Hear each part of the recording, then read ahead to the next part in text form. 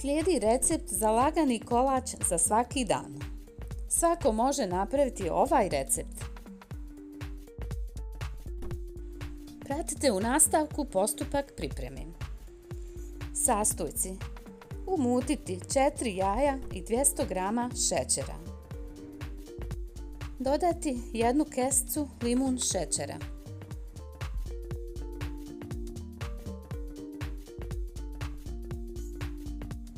Potrebno je sve dobro umutiti.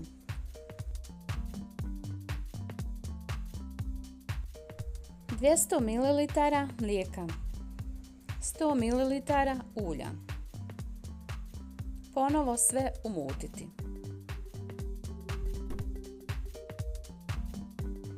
Dvije i pol čaše brašna ili 500 ml. Veličina čaše. 1 kesicu praška za pecivo.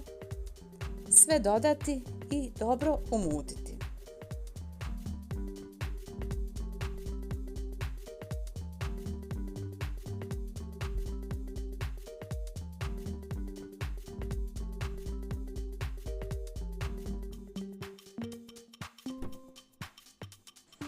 Smjesa je spremna.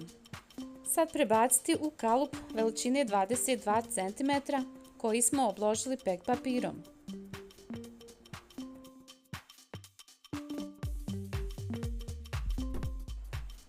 U ovaj kolač možete dodati voće po želji.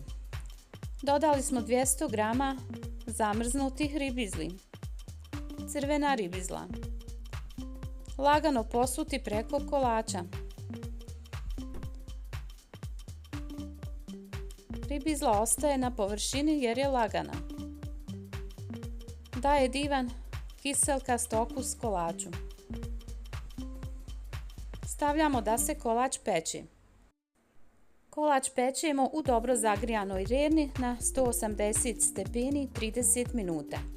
Na kraju provjeriti da li se lijepi za nožić.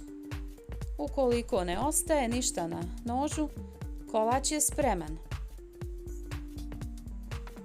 Vruć kolač posuti šećerom u prahu i uživati.